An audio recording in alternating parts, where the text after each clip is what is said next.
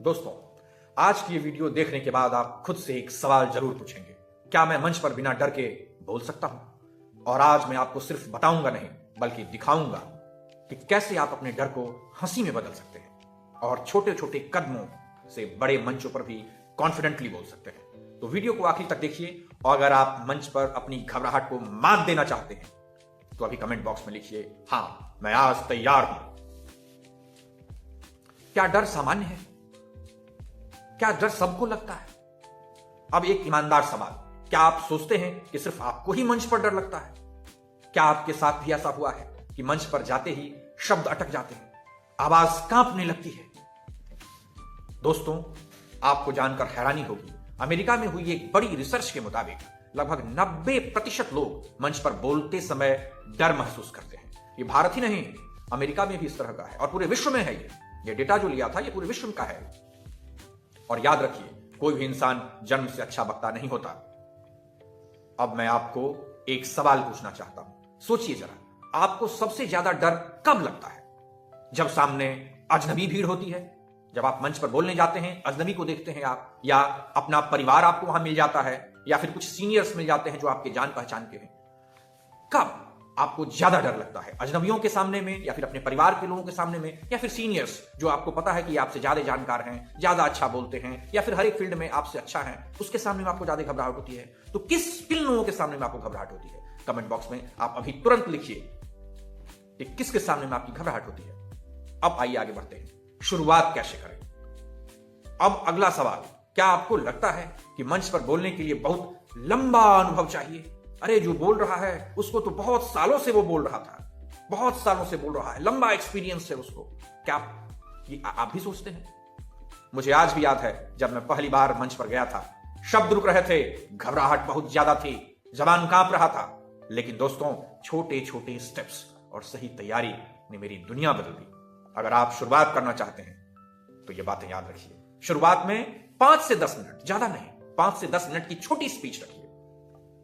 छोटे समूह से शुरुआत कीजिए, सिर्फ 50 से 200 लोग हों, बस उतना ही आप पहले फोकस करें कि उस समूह में उतने ही लोग हैं। बहुत बड़े मंच पर आप शुरुआत में जाने की कोशिश न करें और बहुत लंबी स्पीच से बचिए, यानी कि 5 से 10 मिनट काफी है। आप कितने मिनट की स्पीच से शुरुआत करना चाहते हैं कमेंट बॉक्स में जरूर लिखिए। तैयारी कैसे करें? डर पर नियंत्रण कैसे करें? एक और सवाल पूछता हूं, क्या आपने कभी बिना तैयारी के कोई प्रेजेंटेशन दिया है?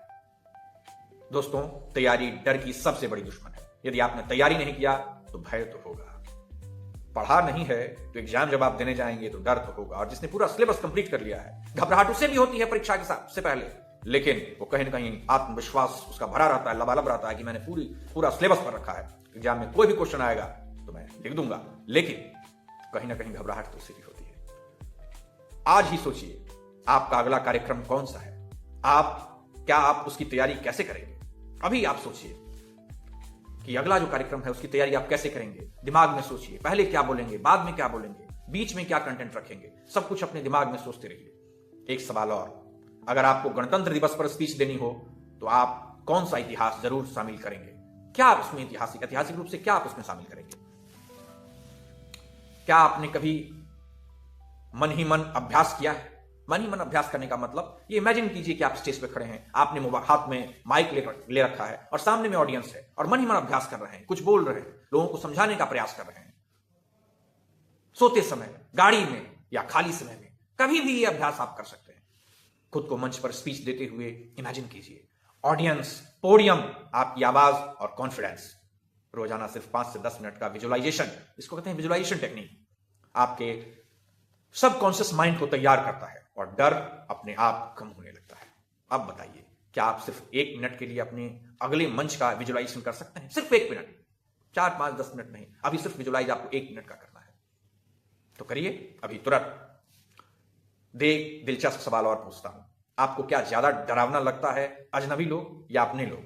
सच ये है, शुरुआत में अजनबियों से ज्यादा आई कॉन्टैक्ट मत कीजिए।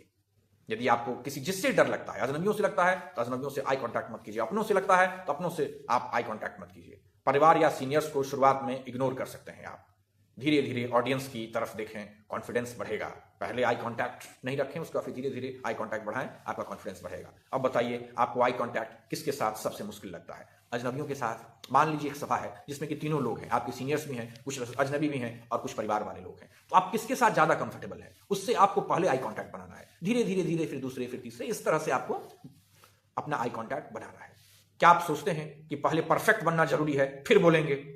अच्छे से बोलना सीख लेंगे उसके बाद बोलना शुरू करेंगे, यानी कि वही वाली सोच जिस दिन मैं सचिन तेंदुलकर बन जाऊंगा उस दिन मैं बल्ला उठाऊंगा। अरे सचिन तेंदुलकर ने भी कभी बल्ला उठाया होगा, कभी पकड़ के गिरा होगा, पहला बॉल आया होगा, हो सकता है बल्ला ही ना लगा हो।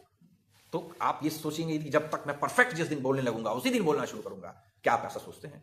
दोस्तों, अच्छा वक्ता वही बनता है जो बार बार बोलने का फैसला करता है, बार बार फैसला लेता है, थोड़ा थोड़ा बोलना शुरू करता है। गलतियां होंगी और वही सीखने का तरीका है।